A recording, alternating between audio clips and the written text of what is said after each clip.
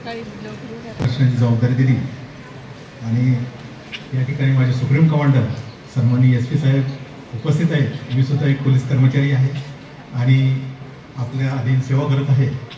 माझ्या supreme commander आणि माझे सेनापती यांच्यामधला जो शायर मी आज बघितला, मी खरोखर मोहित झालो आणि मलाही त्याबद्दल थोडंसं काहीतरी सुचलं आणि म्हणून बोलतोय।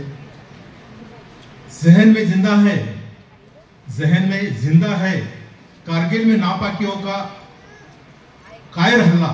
जहन में जिंदा है नापाकियों का कायर सा हल्ला। जहन में जिंदा है टाइगर हिल तोलोलिंग पर कब्जा करना, आज भी वह मंजर जिंदा है। जहन में भारतीय सेना के वीर शेरों का टाइगर हिल पर पाकियों को चुन चुन कर मार कर गिराना, चुन चुन कर मार कर गिराना। जहन में आज भी जिंदा है, हमें अभिमान दिलाता है टाइगर हिल पर तिरंगे का लहराना, तिरंगे का लहराना। और ये तिरंगे का लहराना आज भी हम अपने दिलों में संजय हुए यहाँ पर उपस्थित है।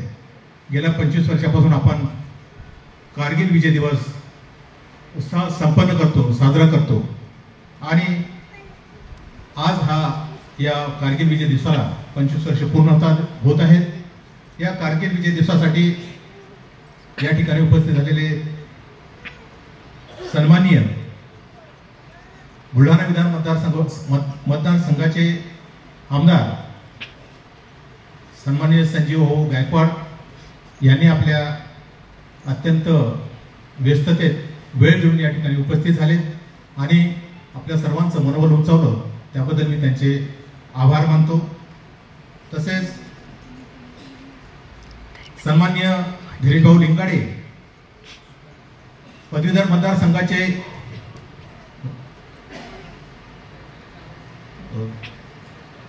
धीरजभाऊ लिंगाडे साहेब यांचे सुद्धा आभार मानतो।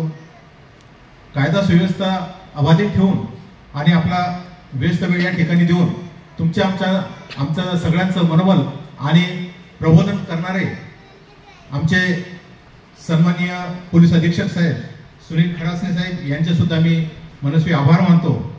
अपर पोलीस अधीक्षक सन्माननीय महामुनी साहेब, अपर जिल्हाधिकारी शेलार साहेब, तसेच तहसीलदार साहेब डॉक्टर रुपाली सरोदे मॅडम या कार्यक्रमाला आम्हाला सहकार्य करणारे आणि आमच्या एका आवाजावरती साथ घालणारे, नेहमीच सैनिकांप्रती आदर, आपुलकी आणि प्रेम भावना, सद्भावना, बांधिलकी जोपासणारे आदरणीय भाईजी राधेश्यामजी चांडक साहेब, तसेच डॉक्टर सुकेजी झवर साहेब ज्यांनी आपल्या प्रस्ताविकातून कारगिलबद्दल अत्यंत उत्कृष्ट माहिती दिली। तसेच सन्माननीय लेफ्टनंट शुद्धोधन पैठण साहेब सुट्टीवर असताना या ठिकाणी उपस्थित झाले। आदरणीय Komal madam, doctor Rupali Sarode madam, तसेच शौर्यचक्र विजेता रमेशजी बाहेकर सर, या सर्वांचे मी मनस्वी आभार मानतो, धन्यवाद मानतो की त्यांनी आपला अमूल्य वेळ या ठिकाणी देऊन हा कार्यक्रम यशस्वी करण्यासाठी सहकार्य केलं। विशेष करून आभार यासाठी गार्ड रेजिमेंटचे मानावेसे वाटतात, कारण नागपूरहून ते आमच्यासाठी या ठिकाणी शस्त्र प्रदर्शनी आयोजित करण्यासाठी शस्त्र घेऊन आले आणि त्याचा पाठपुरावा सन्माननीय कर्नल सुहास जतकर साहेब यांनी केला। कर्नल सुहास जतकर साहेबांचे सुद्धा या ठिकाणी विशेष आभार मानावेसे वाटतात, कारण त्यांचीच ही संकल्पना होती आणि या संकल्पनेला त्यांनी पूर्णत्वास नेण्यासाठी अथक परिश्रम घेतले, त्यांचे मी मनस्वी आभार मानतो।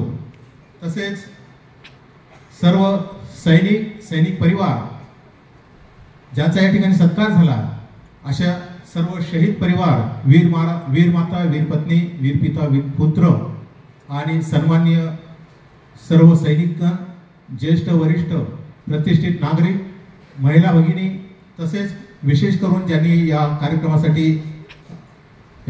आयोजन केलं असं बुलढाणा अर्बन परिवार, NCC कॅडेट ज्यांनी उत्कृष्ट असं पायलटिंग केलं आणि या कार्यक्रमाला एक वेगळं शिस्त आणि प्रदर्शन असं प्रस्तुत केलं।